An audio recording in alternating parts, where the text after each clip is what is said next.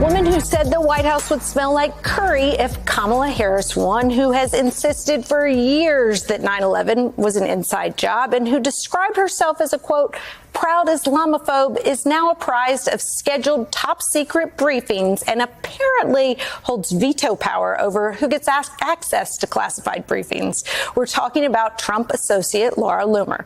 This week, Senator Mark Warner said he was blocked from a scheduled oversight meeting at a spy agency after interference from the far-right activist. Loomer doesn't hold any official position at the White House, but has appointed herself as the de facto defender of all things Trump. Here's what Warner had to say this morning to our colleague, Ali Velshi. We have got individuals.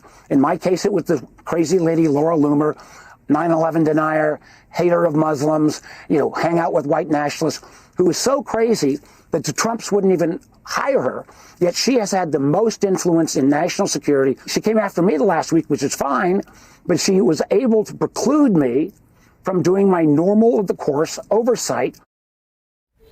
Joining us now, Evan McMorris Santoro, national politics reporter for Notice, and Josh Gundelman, an Emmy-winning writer and comedian who has a new special, Positive Reinforcement, that you can watch on YouTube right now.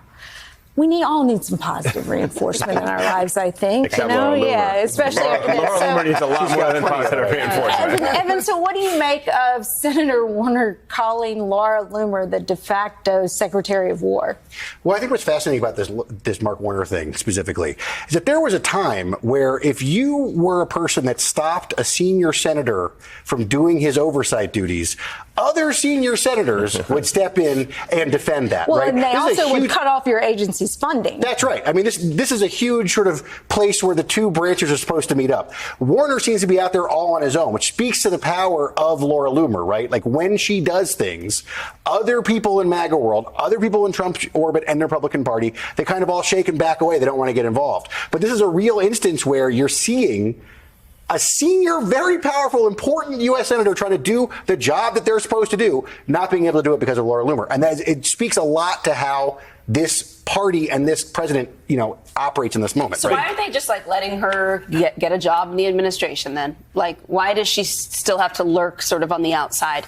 Well, I think she's more valuable to them outside, right? I mean, last time I was here, we talked a bit about her before, and I mentioned that in our reporting, we have found that, White House people in the president's orbit will tell you, hey, Loomer's about to do this to somebody. Loomer's about to do there are conversations around this, right? What is a powerful action for them? What is that power that she has? I mean, I guess as somebody, besides just being a troll on the internet and who has demonstrated that she's going to go to the bottom of a garbage dump to troll whoever she wants, like the way she has with Marjorie Taylor Greene, who I have no love for. What power does she actually have? Why do people listen to her? Why do people care about Laura Loomer out of all of the voices that exist in the world? Oh, this is a great question, because it is really terrifying, right? Like you said, de facto Secretary of War, and Laura Loomer acting as the head of a cabinet department is makes me feel about as safe as Ghislaine Maxwell acting as a babysitter at this point. So,